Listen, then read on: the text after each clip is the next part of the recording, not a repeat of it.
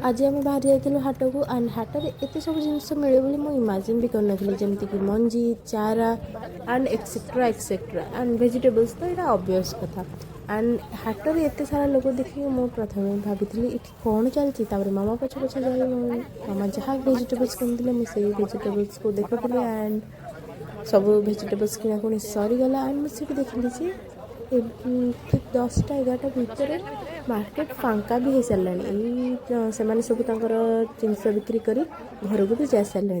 and then आम जिनस सब किणाकुणी कर सारापर घर को आसलु भारी घर मौसा सारू बाहर करते सारूर पत्र भी गोटे सब्जी हुए जोटा कि मुझे आप नेक्स्ट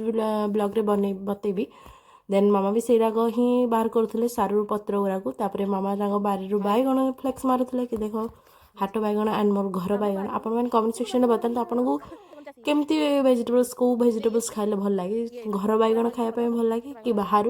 किसी भी वेजिटेबल्स मगले से ही भल लगे तो मुझे देखिले आम बारी में कखारु फूल होता जोटा कि मत बहुत भल लगे चाउल पकईकि पिठा करने